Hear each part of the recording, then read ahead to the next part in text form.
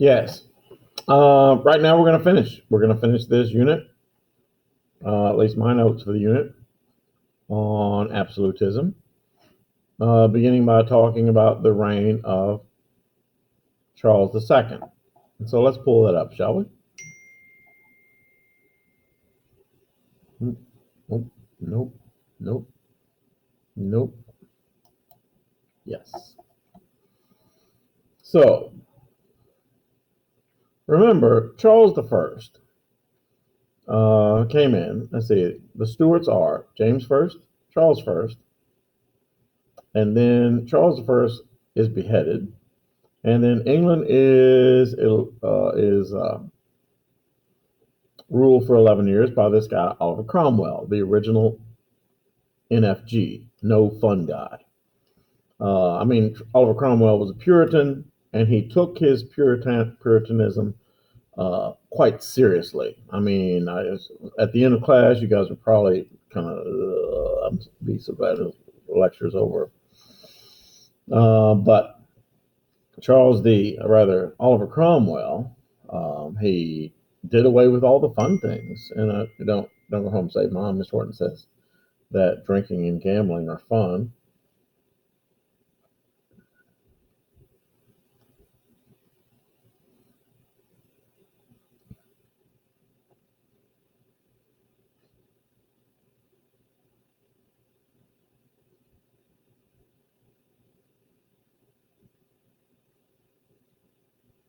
Sorry, it's my wife.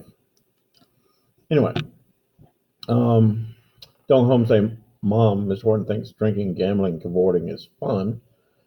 But for what it's worth, Oliver Cromwell said no more, none, no adult pursuits of any kind, including. This is what floors me. Oliver Cromwell crushed the Irish and banned Christmas for 11 years.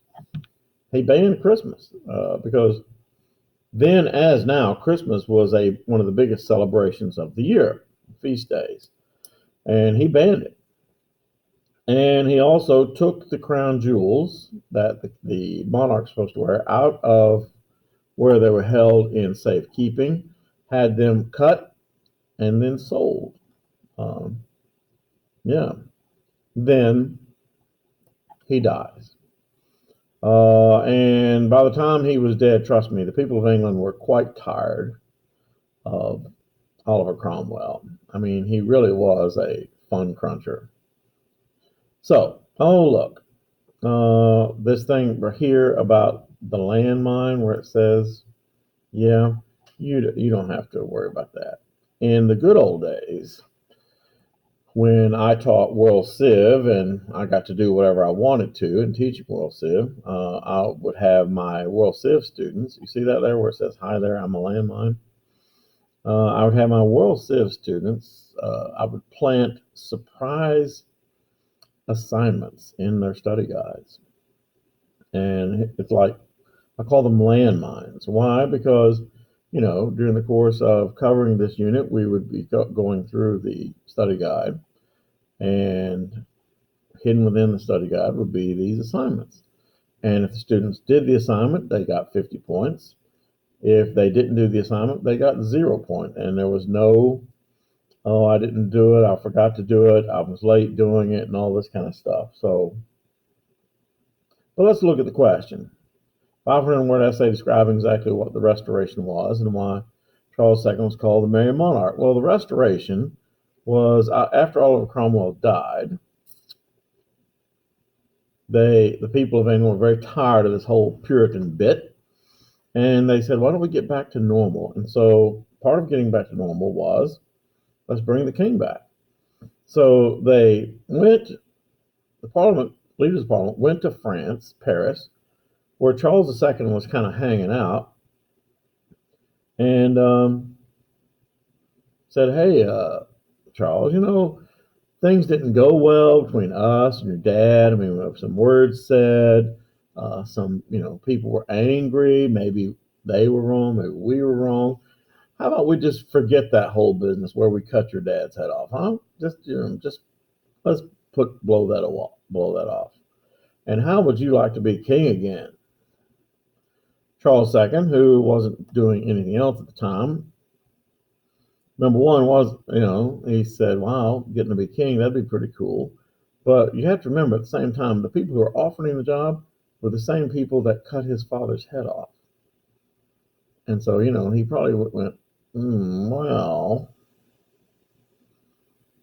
knowing that if he makes trouble, then there's a good chance that they could do the same thing to him.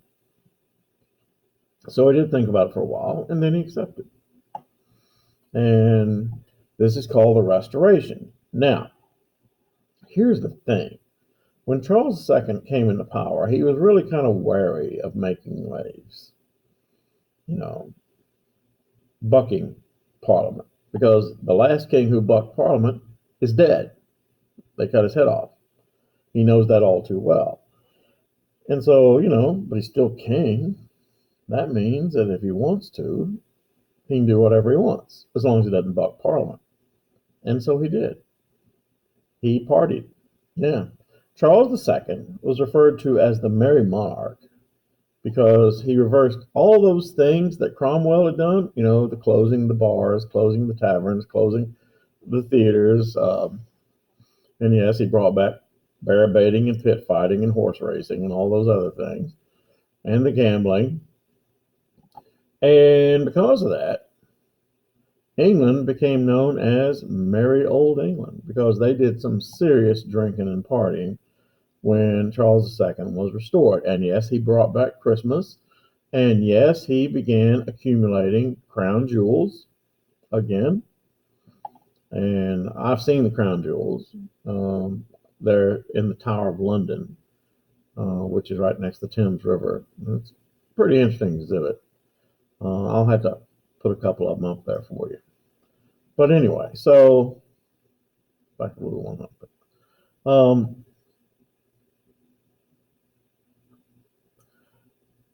But another thing that was brought about was that the new Parliament said, "Okay, Charles, we trust you, but we don't trust you." And one of the things that Parliament wrote into the law was a guarantee called habeas corpus.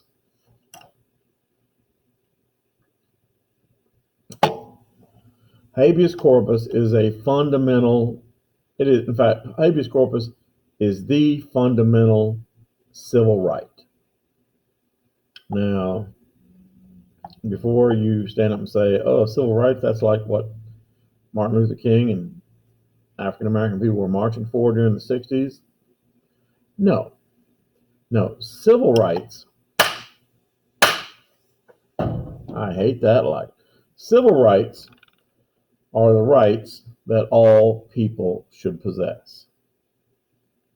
So what is habeas corpus? Well, habeas corpus, the word habeas is Latin. It means to have. Corpus, also Latin, means body, as in Corpus Christi, Texas, as in corpse. A dead person's body is called a corpse. So the word habeas corpus means you have the body. You say, well, what does that mean? Well, it's like this. If you've ever watched a police show and you've seen people get arrested on police shows, what is the first thing the arresting officer says to the person being arrested? I'll wait. And tomorrow, when I'm showing you this film, I'm going to pause it. The first thing that the police officer tells you is what crime you are being charged with. You have to know. You say, well, of course. Well, not of course. For the longest time, people were simply arrested, taken off into custody, and the next thing they knew, they were being held over for trial, and they were being tried for something that they didn't know anything about. So why is this so important? Because if you know what you're being charged with, you can prepare a defense. In other words, you can say, no, I wasn't there that night. I was 5,000 miles away, something like that. Also, during the reign of Charles II, we see the first two political parties formed. The Tories, who were members of Parliament who primarily supported the king. The Whigs, who primarily supported the power of the Parliament over the king. Parliament debated who would be the inheritor of Charles' throne. So when Charles died, he was replaced by his very Catholic and very old brother, James II. Now, James was unpopular because he was a staunch Roman Catholic, but Parliament was not worried about him because he was very old. And they figured the guy's going to die anyway, so, after he dies, we'll choose somebody else. Then he goes and gets married again to a second younger wife, and she actually has a child.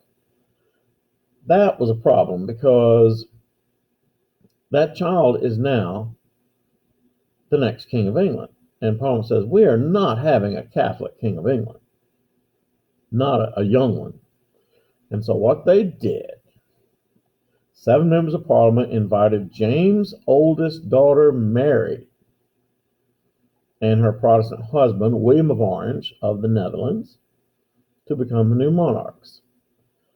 And this is, when it says William and Mary College of, anybody ever been to William and Mary College? Colonial Williamsburg, you ever wonder who that's named after? Well, William and Mary College is literally adjacent to Colonial Williamsburg. And it's named for these people, William and Mary. And James then fled to France to avoid getting his head cut off, and this was called the Glorious or Bloodless Revolution. The Glorious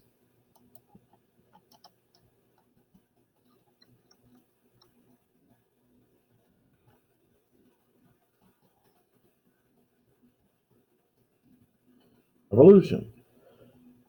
So, the new monarchs vowed to involve Parliament in ruling England. England was now a constitutional monarchy. What is a constitutional monarchy? A constitutional monarchy is a monarchy that's limited by a constitution. Parliament also passed a Bill of Rights. A Bill of Rights is a part of, it guarantees individual rights. And amongst these, the king cannot suspend Parliament's laws. There would be no levying of taxes by the king without a specific grant from Parliament. No interfering with freedom of speech in Parliament, and no penalty for a citizen who petitions the king about grievances. After William and Mary passed away, the last of the Stewart Dynasty was Queen Anne, and Anne outlived all of her children. She said there she died childless. Well, she did. She had children, but she outlived them all. And so who's going to be the next monarch of England? So Parliament began to search for a new king, and the nearest relative to the royal family was a family of German princes from the province of Hanover, and that was the King George I.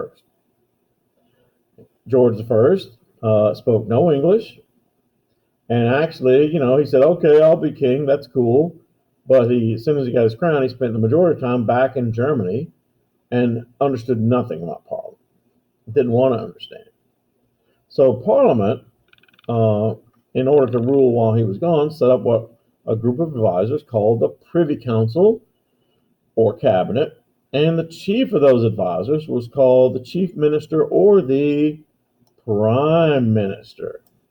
Today in England, when you ask who rules England, you say, oh, it's the guy with the rat-infested hair, Boris Johnson. I mean, you ever seen that guy's hair? Oh, I know it. At least he has hair, whatever. But, his hair, it looks like, a family of bats live in it or something. And, he is the prime minister. And people say that the prime minister rules England. King, queen, no more. The first prime minister was this guy, Sir Robert Walpole. And in England, the prime minister always represented the majority party. And guess what, boys and girls? That is the end of this unit. And I'm sure we're going to be talking about a test. So, time to stop sharing. I've enjoyed this. We're going to watch a couple of videos between now and then. So, yes. Hasta la vista. Maybe.